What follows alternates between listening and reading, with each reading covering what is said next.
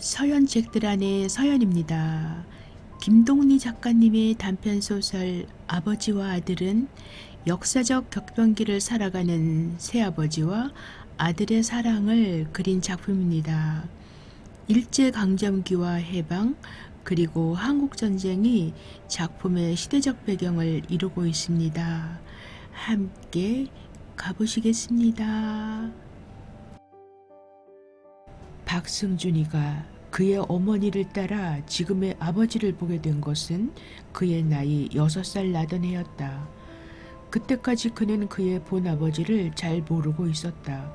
그의 나이 3살 때 남양으로 징용에 끌려나간 그의 아버지는 3년째 되던 해에 한줌에 제가 된 채 유골을 합시고 돌아왔던 것이다. 이듬해 그의 어머니 윤씨는 개가를 했다. 그때 어머니의 나이는 갓 30이라 하였다. 어린 승주는 주먹으로 눈물을 닦으며 행여 어머니를 잃을세라 치맛자락을 잡은 채 따라갔던 것이다. 승준이의 새아버지는 성을 신이라 하였다. 동대문 밖 채석장에서 노동일을 하는 사람으로 나이는 43이라고 했다. 이마와 눈초리에 잔달한 주름살이 많이 잡히고 광대뼈가 나오고 코 밑에 노란 수염이 담뿍 났으며 얼굴빛은 본디 누런 편인데 햇볕에 그러 검누른 빛이 되어 있었다. 본디 말이 적은 데다 목소리가 또한 낮고 가늘어서 밖에서 들으면 통 남자 목소리라고는 없는 집 같았다.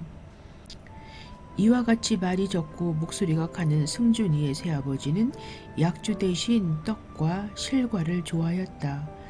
일터에서 집으로 돌아올 때면 흔히 떡이나 실과를 사들고 올 때가 많았다. 승준이의 어머니는 아버지가 사들고 들어온 떡이나 실과를 언제나 조그만 낡은 소반 위에 얹어서 아버지 앞에 내어놓았고 아버지는 또한 그것을 반드시 승준에게 나누어 줄 것을 잊지 않았다.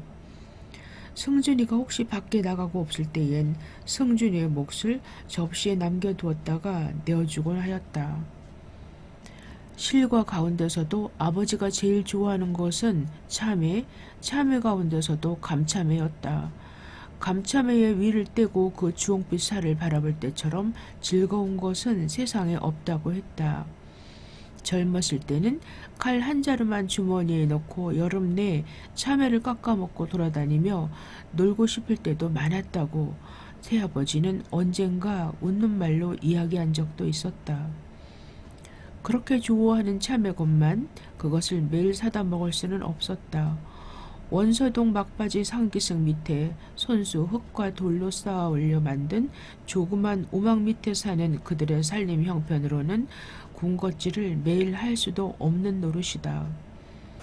푼돈이 모자라는 날은 가끔 조그만 참외를 한 개씩만 사들고 와서 얘따 이거 먹어라 하고 그것을 승준에게 주고는 하였다.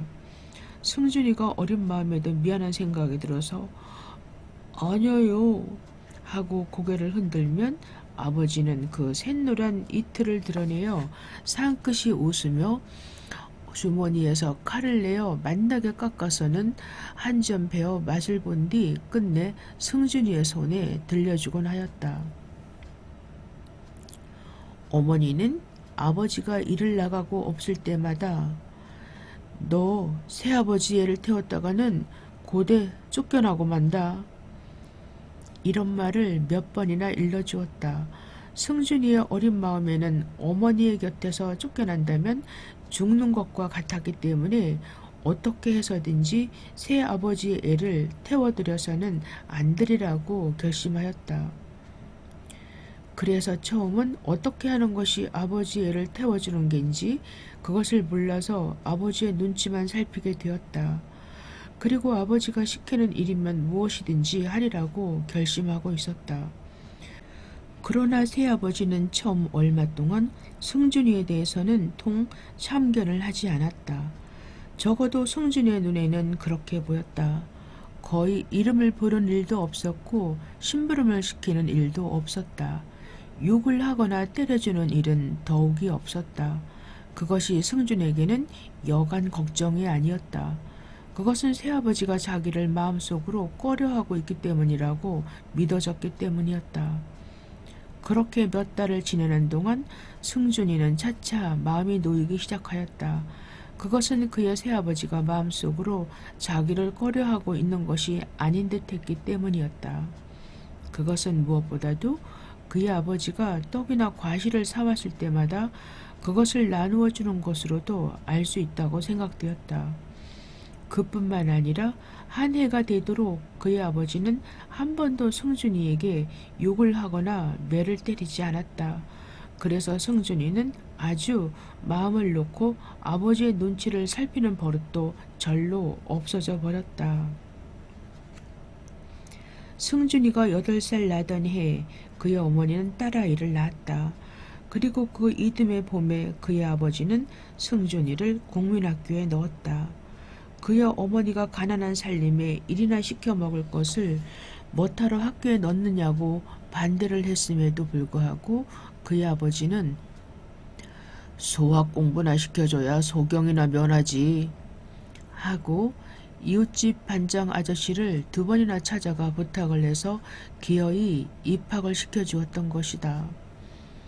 승준이가 6학년 때 파리로 해방이 왔다.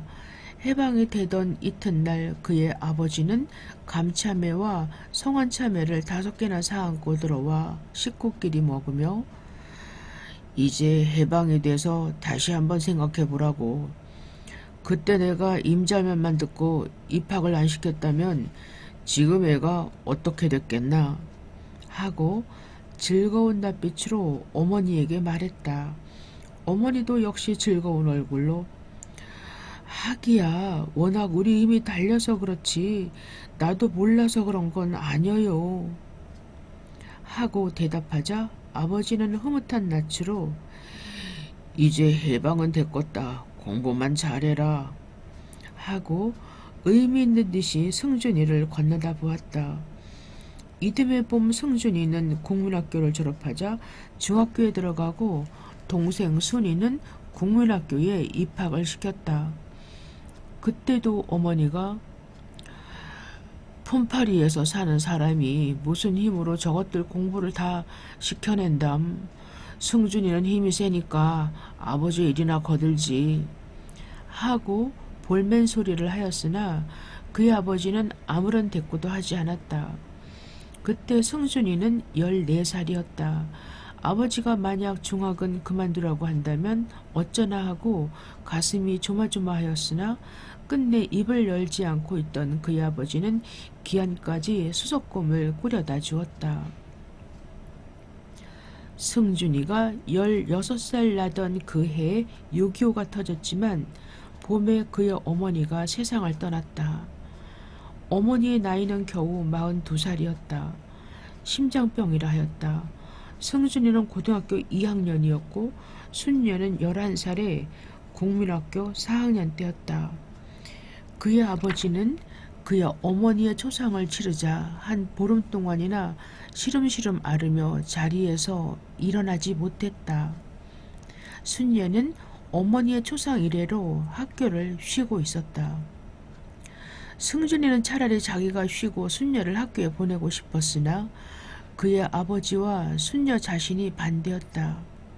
거기엔 승준이가 집안에서뿐 아니라 학교에서도 많은 촉망을 받고 있는 우동생이란 이유도 있었겠지만 그보다 그가 장차 집을 책임져야 할 처지에 있다는 것이 더 중요한 이유인 듯했다. 승준이도 자기가 장차 아버지와 순녀를 어떻게 해서든지 책임지리라는 각오가 있었기 때문에 하는 수 없다고 생각하였다. 아버지가 자리에서 일어나자 순녀는 다시 학교로 나갔다. 그러나 그것도 며칠 동안이었다. 아버지가 일터에 나간 지 사흘 만에 다이너마이트 일을 보다가 허리를 다쳐서 남에게 엎혀들어온 뒤 달포가 지나도록 일어나지 못했기 때문이다. 그동안 승준이는 몇 번이나 의사도 불러오고 약도 써보았으나 병세는 조금씩 오르내릴 뿐 아무런 특별한 효험은 볼 수 없었다. 게다가 식음은 성할 때나 마찬가지로 보다 국 한 그릇이라도 끓여야 했었기 때문에 살림은 마를 대로 마르고 빚은 빚대로 불어갈 뿐이었다. 승준이는 학교를 쉬기로 하고 아버지가 나가던 채석장에 가 일을 하게 되었다. 뚝심은 아버지만 못지 않았으나 일이 익지 않아서 폼삭은 더 보잘것이 없었다.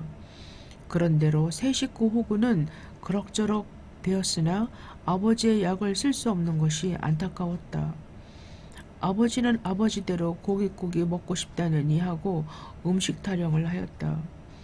승준이는 승준이대로 저희들이 밥 대신 죽을 먹더라도 일터에서 돌아올 때마다 과실이나 떡이나 엿을 사다 그의 아버지 앞에 들여놓는 것을 잊지 않았다. 그러면서 일반 야간부에 입학하여 학과를 계속하게 되었다. 그것이 6월 초순이었다. 승준이가 야간부에 나가기 시작한 지 한 20날쯤 되었을 때 6.25 동란이 터졌던 것이다. 6.25와 함께 채석장에서도 일을 쉬게 되었다. 일터를 잃은 승준이는 처음 동네에서 시키는 대로 길도 닦고 송장도 치웠으나 나중 남의 집을 뒤지고 사람을 잡으러 다녀야 했을 때부터는 동네 일도 그만두어 버렸다. 일을 쉬니 즉시로 먹을 것이 없어졌다. 그렇지만 남의 집을 뒤지고 사람을 잡아오라는데 그 일을 어떻게 해요? 승준이의 볼멘 소리였다. 퀭한 눈으로 천장만 바라보고 누워있던 아버지는 그러면 저 동대문 밖에 윤생원 댁을 가봐라 했다. 동대문 밖 윤생원이라고 하면 아버지와 같이 채석장에서 일을 하던 아버지의 친구였다.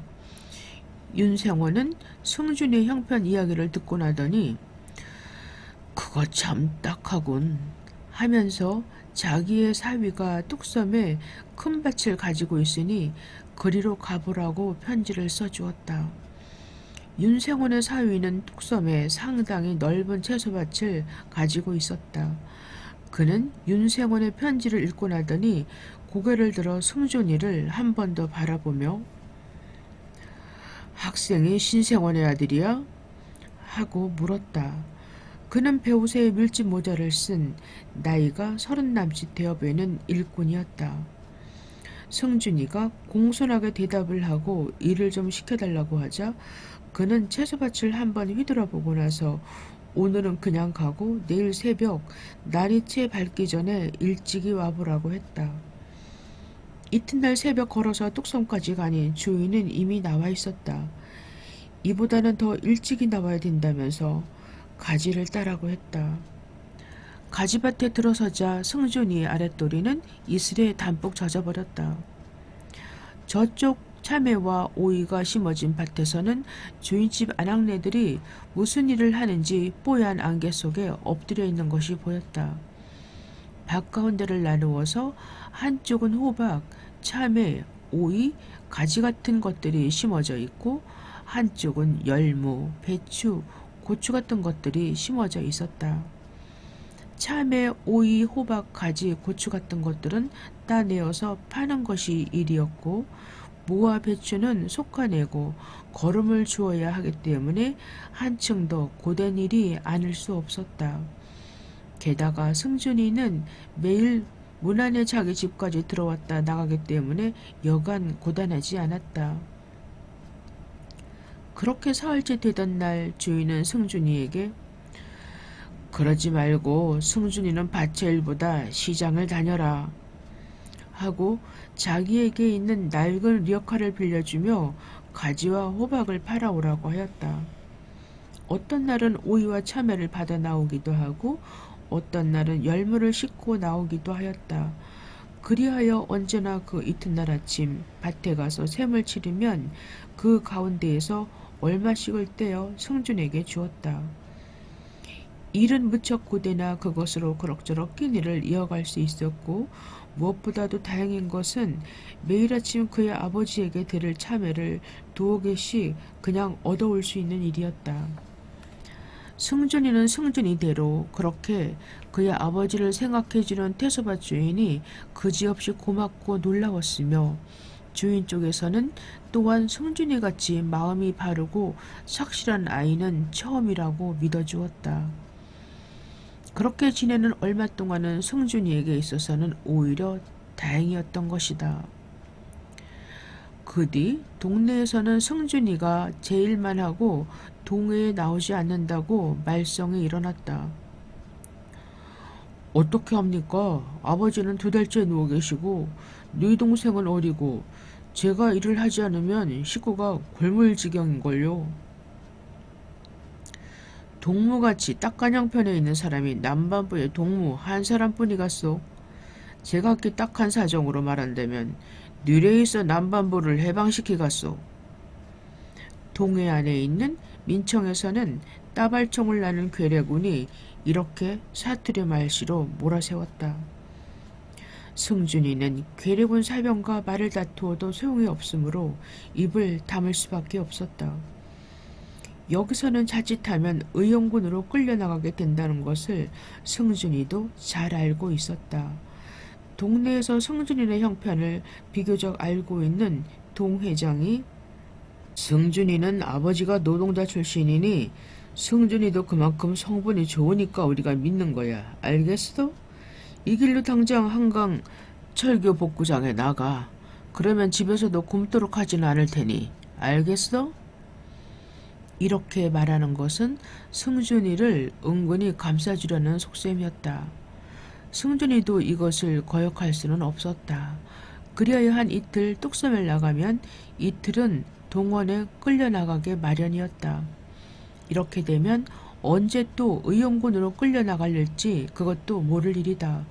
그것은 시간 문제에 지나지 않았다.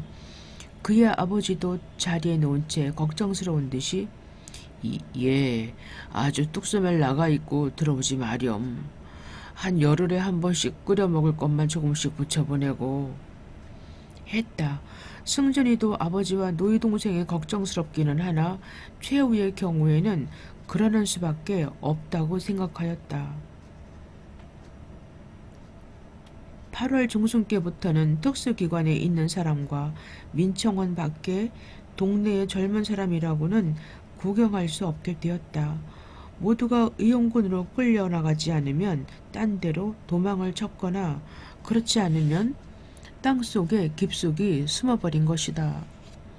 승준이는 집이 오막이라 숨으려야 숨을 데도 없거니와 또 숨을 곳이 있다 하더라도 그가 숨어버리면 새 식구의 입에 풀칠을 할 길이 없었다.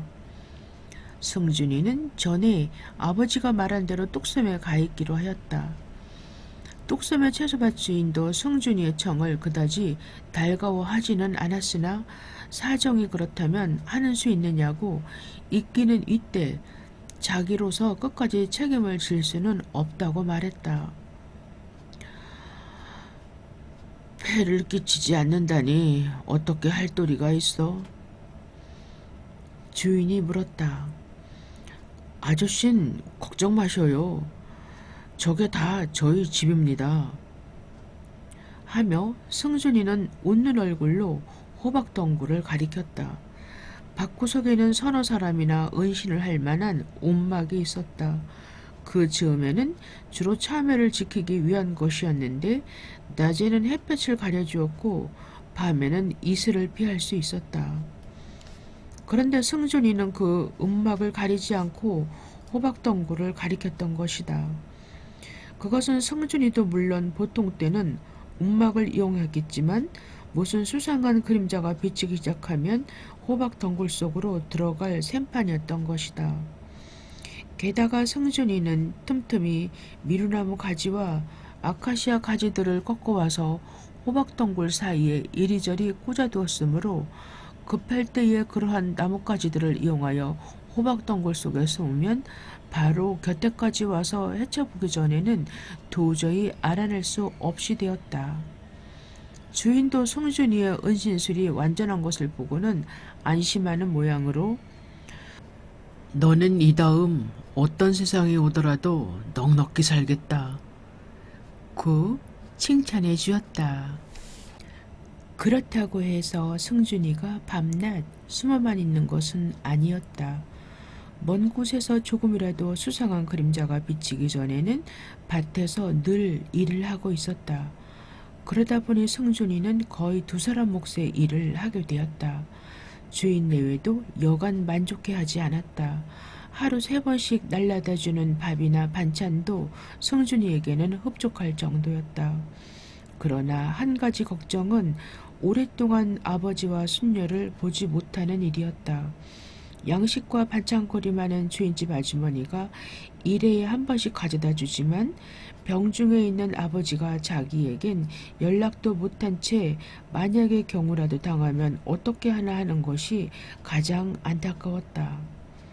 그리고 전쟁도 또 언제 끝날는지 모르는 것을 어느 때까지나 이렇게 호박동굴 속에만 누워 베길 수도 없는 노릇이라고 생각되었다. 그러는 동안 8월도 그물이 지나고 9월 중순께가 되었다. 유엔군이 인천에 상륙했다는 소문이 전해져 왔다. 밤마다 인천 쪽 하늘은 진한 놀 같은 불빛으로 물들어졌다. 차차 대포 소리가 들리기 시작하였다. 20일께가 되니 벌써 유엔군이 한강을 건넌다는 소문이 들렸다. 밤이면 서울의 서남동 3면의 하늘이 불바다가 되곤 했다. 대포알은 차차 그의 머리 위로 날아다니기 시작하였다. 23일부터는 시내에도 여기저기 불길이 올랐다. 밤이 되니 서울시가 온통 불바다로 화해버린 것이었다. 아버지와 순녀는 어떻게 되었을까? 승준이는 밤이면 불바다가 되는 서울시를 바라보며 눈물을 죽죽 쏟았다. 게다가 식량을 가져간 지도 1회가 넘었으니 마침 포탄을 피하고 불길에 휩쓸리지 않았다고 하더라도 그동안 무엇을 먹고 지낼까? 승준이는 가슴이 터질 것 같았다. 24일 밤 승준이는 쌀 석대와 그 위에 아카시아 나무 뿌리를 싸서 얹은 뒤 가볍게 들고 시내로 들어왔다. 승준이는 동대문을 빠져 총신동으로 들어섰을 때부터 무엇인지 자기의 걸음이 잘못된 것 같은 생각이 들었다. 달포 전에 그가 뚝섬으로 나갈 때와는 판이한 것이 골목마다 느껴졌다. 이화동에서 영근동 쪽으로 건너가다 붙잡혔을 때에는 가슴이 서늘하였다. 누구야? 하는 날카로운 소리와 함께 검은 그림자 둘이 그의 곁으로 다가왔다. 누구야? 손들어! 검은 그림자는 총을 겨누며 가까이 다가왔다. 승준이는 자루를 쥔 채 손을 들었다. 손에 든 건 뭐야? 약이야요. 승준이의 울음 섞인 목소리였다. 약이 뭐야? 이리 넷. 아버지 약이야요. 아버지가 죽어가고 있어요. 어쩜 벌써 죽었을 거예요. 총을 맨 자는 그냥 서 있고 다른 작자가 자루를 끌렀다. 이게 뭐야? 하고 아카시아 뿌리를 집어들었다. 그게 아버지 약이야요. 소독나무 뿌리야요. 승준이의 두 볼에는 눈물이 번질번질하였다. 그 자는 아카시아 뿌리를 먼저 승준이의 발 앞에 집어던졌다. 그러고는 쌀자루도 처음엔 아까운 듯이 가지고 있더니 어떻게 생각했는지 그냥 던져주며 어서 가! 했다. 한 번 위험한 고비를 지나고 나니 용기가 솟았다. 다음엔 붙잡히더라도 지금 막 이화동에서 조사를 받았다고 말하면 통과되기가 쉬우리라 믿었기 때문이었다. 그리고 아버지가 죽어간다고 하면 아무리 괴뢰군이다 하더라도 놓아주리라 생각했던 것이다. 그러나 원서동에서는 형편이 좀 달랐다. 그는 원서동 큰 골목 어귀에서 붙잡히자 이내 동해 사무소 가까이에 있는 어떤 낯선 집으로 끌려 들어갔다. 큰 집이었다. 사랑채 뒤를 돌아가니 지하실이 있었다. 깜깜한 어둠 속 그 속으로 그는 끌려 들어갔다. 이미 먼저 들어온 사람들이 있는 모양이었으나 처음엔 그저 눈이 빼인 것 같은 어둠 속이라 무엇이 무언지 정신의 갈피를 잡을 수 없었다. 1시간쯤 지나니 대략 20명쯤 되는 사람이라고 짐작이 되었다. 12시쯤 되어 문 여는 소리가 나더니 당원 이리 나와 하는 소리가 들렸다. 그러자 5, 6명이나 되는 사람이 기침을 하며 밖으로 나갔다. 당원 없어? 하는 날카로운 소리와 함께 또 한 사람이 일어나 기침을 하며 밖으로 나갔다. 그러고는 다시 문이 닫히고 말았다. 한 30분 지나니 먼저 나갔던 사람 가운데서 4사람이 도로 들어왔다. 아니, 같은 당원을 이러면 어떻게 되나? 한 사람이 말하자 또 한 사람이 남로당원은 본디 별도로 보니까 했을 뿐 그러고는 아무도 입을 떼지 않았다. 새벽 3시쯤 되었을 때였다.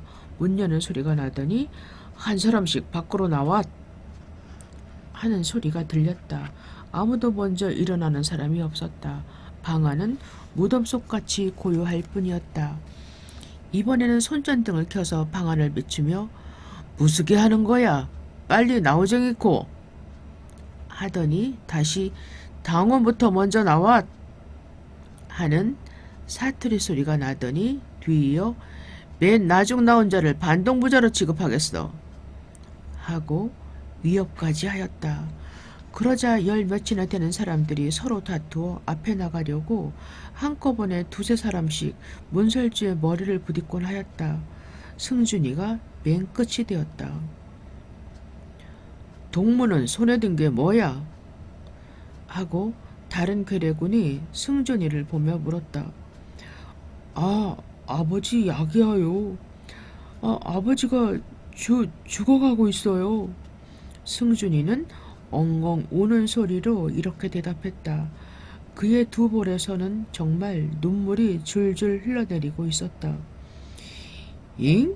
동무는 효자요, 엥? 먼저 번의 사투리가 가슴에 하는 따발총을 자랑삼아 내밀며 정말인지 핀잔인지 이렇게 한마디 내던졌다. 키 큰 괴뢰군이 앞에 나서며 한 줄로 나란히 서요 하더니 이내 번옷 하는 호령이었다. 하나, 둘, 셋, 넷, 다섯, 여섯, 14 모두 14사람이었다. 지금 부른 번호 순서대로 일렬 종대로 내 뒤를 따라와요 하고 키 큰 괴뢰군이 앞장을 섰다. 중간에는 당원 같은 자가 둘이서 하나는 권총을 들고 하나는 방망이를 들고 따라왔다. 그리고 맨 뒤에는 사투리에 따발총이 따라왔다. 원소동 막바지 성순이의 집이 보이는 옆골목을 돌아 산길속으로 올라갔다. 산등성이를 한 50m나 올라가 조금 펑퍼짐한 자리에 일렬로 가서 앉으라고 했다. 여기서 동무들 신분조사를 하겠어. 조사한 결과에 따라서 각각 동무들 원하는 대로 보내주겠으리 하는 사투리 소리를 뒤이어 이번에는 권총을 들고 따라오던 자가 자, 그럼 모두 저쪽으로 향해 돌아 앉으시오 하고 산골짜기 쪽을 가리켰다. 일동은 무슨 주문에나 걸린 것처럼 산골짜기 쪽을 향해 돌아 앉았다. 승준이는 아까부터 그의 아버지가 잠을 깨어 그들의 뒤를 따라오고 있는 것이라고 착각을 일으키고 있었다. 그들이 막 그의 집이 보이는 옆골목을 돌아 산길속으로 오르고 있을 때 어디선지 수근수근하는 소리와 함께 개 짖는 소리가 들리었고 그때 잠을 깬 그의 아버지가 기침을 하며 그들의 뒤를 따라오고 있는 것이라 하였다. 지금 막 산골짜기로 향해 돌아앉으라고 했을 때 그 어두운 산골짜기 아래서 그의 아버지의 기침소리가 나며 승준아 하고 부르는 소리가 들린 것과 같은 순간에 버러럭 하는 따발총 소리가 났다고 기억되었다. 승준이는 골짜기로 굴러떨어지고 있었다. 산등성이에서는 아직도 와글와글하는 사람 소리가 들려왔다. 승준이는 총알이 그의 왼쪽 귀끝을 스쳐갔다고 느꼈다. 그는 골짜기에서 그냥 구르듯이 산기슭 아래로 미끄러져 내려갔다. 승준이의 집은 다행히 바로 산기슭 밑이었다. 그는 가만히 방문을 열었다. 순녀야. 승준이의 가는 목소리였다. 어서 들어오너라. 그의 아버지는 눈을 뜬 채 누워 있었다. 순녀는 어느덧 일어나 앉았다. 승준이는 두근거리는 가슴을 누르며 가만히 경과 이야기를 했다. 괴뢰군이 그의 뒤를 밟아서 따라오고 있는 듯했기 때문이었다. 아버지, 나 우선 이곳에 어디 숨을 데 없겠어요? 그의 아버지도 잠자코 고개를 끄덕거렸다. 그러고는 조금 있더니 순녀를 저쪽 조합집에 보내서 사정해봐라 했다. 순녀가 나갔다. 개 짖는 소리가 났다. 어느덧 순녀가 붙잡히지 않았나 하고 그동안에도 승준이는 겁이 더럭 났다. 그러나 순녀는 무사히 돌아왔다. 오빠 보내래. 순녀의 가는 목소리. 조합집에서도 둘째 아들 서기를 집안에 숨기고 있다는 것은 이웃간에서 은근히 알고 있는 터였다. 승준이는 그 집 서기와 함께 숨기로 되었다. 구 이파를 맞이한 승준이는 맨 먼저 뚝섬 아저씨를 찾아갔다. 여름 동안에 신세진 것을 인쇄도 할 겸 앞으로 계속하여 일을 시켜달라고 다시 부탁도 드려야 할 형편이었던 것이다. 6.25를 같이 난 뚝섬 아저씨는 이번에는 승준이를 친족 하나 보듯이 반가이 맞아주었다. 일거리는 얼마든지 있다. 그렇지만 네가 일만 해서 어쩌느냐 하고 승준이의 전도까지 걱정해 주었다. 그러나 승준이는 6.25 이전부터 다니던 야간학교가 있어서 학과는 그대로 계속할 수 있다고 믿음직하게 대답하였다. 그리하여 그는 또 6.25 때와 같이 뚝섬 아저씨네 리어카를 빌려서는 무와 배추를 실어내다 팔고 이익의 일부를 나누어 가지게 되었다. 그 일은 김장 때까지 계속되었다. 그러나 또다시 걱정거리는 유행군이 도로 후퇴를 한다는 소문이었다. 12월 초순께부터 슬금슬금 남쪽으로 내려가는 사람들이 늘어갔다. 12월 열흘 개나 되니 기차로, 배로, 트럭으로 피란의 행렬은 그칠 줄을 몰랐다. 열흘에서 소문할 게까지가 한 고비였다. 벌써 크리스마스 전날부터는 서울 안이 횡댕그렁해졌다. 6.25 때 죽을 고비를 넘긴 승준이가 이번에는 자기도 어떠한 일이 있든지 기어코 남아하리라 결심하였다. 그러나 정작 떠나겠다고 생각하니 아득하였다. 돈이 없다거나 남쪽에 연고자가 없는 것은 오히려 둘째 문제였다. 병들어 누워있는 아버지가 문제였다. 아버지는 처음부터 자기 걱정은 말고 어서 순녀나 데리고 떠나라고 했지만 자리에서 잘 일어나지도 못하는 병든 아버지를 혼자 두고 떠나간다는 것은 차마 할 수 없는 노릇이었다. 더욱이 식량과 연료도 자기가 떠나면 며칠 가지 않아 떨어질 것이요. 또 설사 있다고 하더라도 누가 밥을 지어주며 병을 돌봐줄 것인가. 나중 아버지는 승준이가 자기로 말미암아 애를 태우며 떠나지 못하는 것을 보자 정 그러면 순녀를 자기에게 남겨두고 떠나라고 했다. 그러나 승준이로서는 그것도 할 수 없는 노릇이었다. 온 동네가 다 비는데 순녀가 있은들 어디 가서 무슨 재주로 식량과 연료를 구해온단 말인가. 연료는 혹시 남겨두고 떠난 사람이 있으니 그것을 어떻게 돌려 쓴다 하더라도 식량을 남겨두고 떠나는 집은 좀처럼 있을 것 같지 않았다. 또 있다고 한들 어린 순녀가 무슨 재주로 그것을 꺼내올 수 있단 말인가. 순녀를 두고 간다면 아버지와 순녀마저 굶겨 죽이고 말 것이라고 승준이는 생각하였다. 리어카에 남아 아버지를 태워서 자기가 밀고 가는 대로 가버리라고 결심한 것은 26살 날이었다. 그 길로 승준이는 뚝섬으로 뛰어갔다. 그러나 뚝섬 아저씨네 집에서는 이미 21날 떠나버렸고 2개나 있던 리어카도 다 어디로 갔는지 빈 뜰에는 모시래기만 이리저리 흩어져 있을 뿐이었다.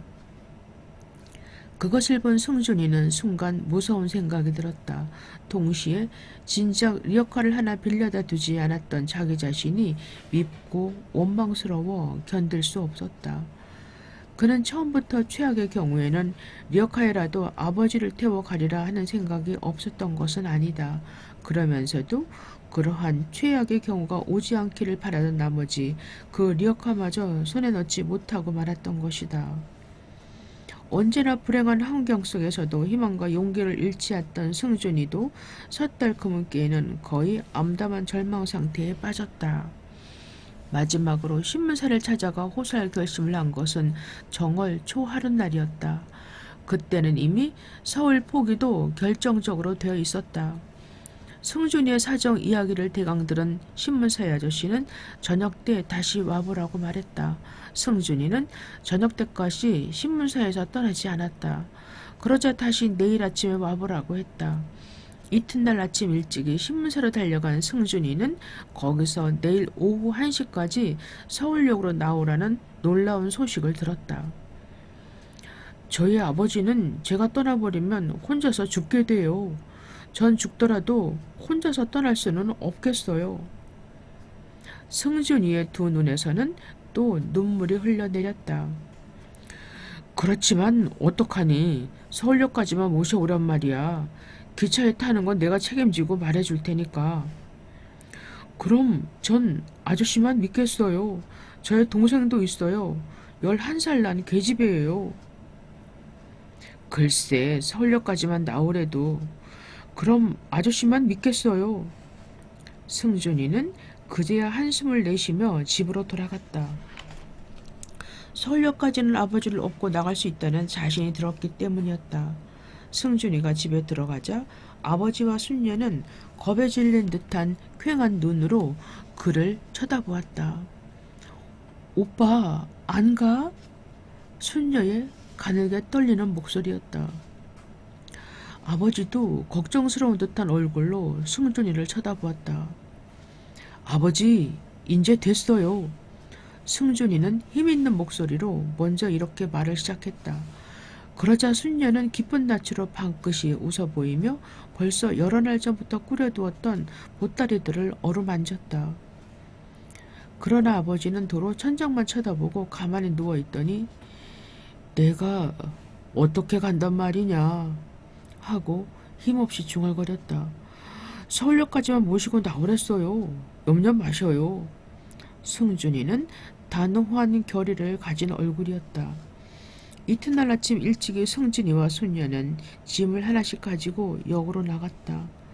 그리하여 순녀는 거기서 그것을 지키고 있게 하고 승준이는 혼자서만 또 한 번 짐을 메어다 날랐다. 세 번째는 아버지를 업어갈 차례였다. 아버지 염려 마세요. 승준이는 아버지를 안아 일으키며 또 한 번 다지었다. 그때는 이미 아버지도 모든 것을 승준이에게 맡겼다는 듯이 힘이 없으면서도 부드러운 목소리로 오냐 했다. 아버지 담요를 단단히 머리까지 푹 쓰셔요. 승준이는 등에 업힌 아버지가 의외로 가볍다고 느끼며 눈바람이 휘몰아치는 원세동 골목을 빠져나와 서울역으로 향해 걸어가고 있었다.